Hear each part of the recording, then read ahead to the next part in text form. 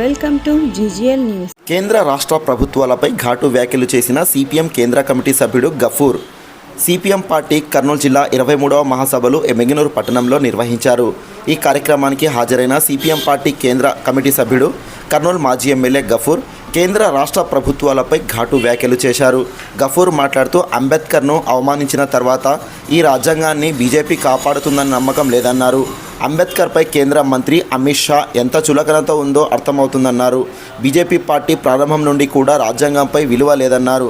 అంబేద్కర్ను అవమానించిన అమిత్ షాను కేంద్ర మంత్రివర్గం నుంచి అమిత్ షాను తొలగించాలని డిమాండ్ చేశారు.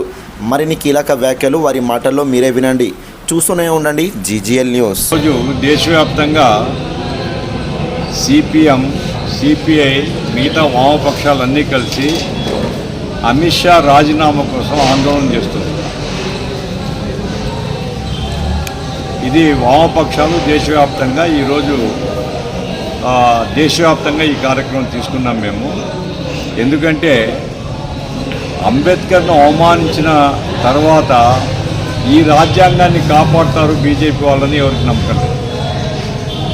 అంబేద్కర్ ఈ రాజ్యాంగ విలువలకు ప్రతీక.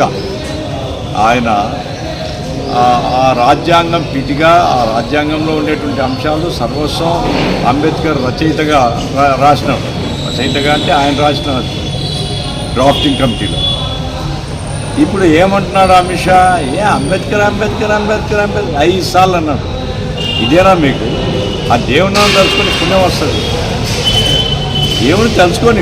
దేవుని తెలుసుకోవడానికి అంబేద్కర్ తెలుసుకోవడానికి ఏంటి సంబంధం? ఏమిటి? నువ్వు ఒక వ్యక్తిగా నువ్వు పూజా పునస్కారాలు చేసుకొని దేవుని కొలుసుకో. కానీ ఈరోజు అంబేద్కర్ను గురించి ఎందుకు చర్చిస్తున్నారు పార్లమెంట్లో? ఈ రాజ్యాంగానికి నరేంద్ర మోడీ ప్రభుత్వం వల్ల లేదా బీజేపీ వల్ల నష్టం జరుగుతుందనేది మా ఆరోపణ. రాజ్యాంగంలో ఉండేటువంటి రిజర్వేషన్లకు ప్రమాదం వచ్చింది, రాష్ట్రాల హక్కులకు ప్రమాదం వచ్చింది, సెక్యులరిజానికి ప్రమాదం వచ్చింది, ఫెడరల్ వ్యవస్థను నాశనం చేస్తున్నారు. కాబట్టి రాజ్యాంగం యొక్క మౌలిక విలువల్ని బీజేపీ నాశనం చేస్తుంది అనేటువంటి విమర్శ మీదనే ప్రతిపక్షాలన్నీ ఆందోళన చేస్తే రాజ్యాంగం మీద చర్చ జరిగింది. సరే, సమాధానమే చెప్పారు. అది వేరు సంగతి. రాజ్యసభలకు వచ్చేపాటికి ఎంత వాళ్ళలో ఉండేటువంటి అసహనం అనేది బయటపడింది. అంటే అంబేద్కర్ మీద ఎంత చులకన భావం ఉంది అమిత్ షాకు అనేది అర్థమైంది. ఇది అమిత్ షా యొక్క ఒక్కని అభిప్రాయం కాదు. మనం ఇక్కడ గమనించాల్సింది ఏమిటంటే భారతీయ జనతా పార్టీ అంటే స్వతంత్రం వచ్చినప్పుడు ఈ పార్టీ లేదు. ఆ తర్వాత జనసంఘం ఏర్పడింది. జనసంఘం తర్వాత రూపాంతరం చెంది భారతీయ జనతా పార్టీ అయింది. అంటే ఈ పార్టీ జనసంఘం పెట్టిన వాళ్ళకి కానీ భారతీయ జనతా పార్టీ పెట్టిన వాళ్ళకి కానీ భారత రాజ్యాంగం మీద ఆది నుంచి ప్రారంభం నుంచి కూడా గౌరవం లేదు. ఎందుకంటే వీళ్ళు మనుస్మృతిని నమ్ముతారు. మనుస్మృతి అంటే వర్ణ వ్యవస్థను గౌరవించేటువంటి మనుస్మృతి. అగ్రవర్ణ ఆధిపత్యం, శూద్ర కులాల్ని అణచివేయడం, ఇది మనుస్మృతిలో భాగం.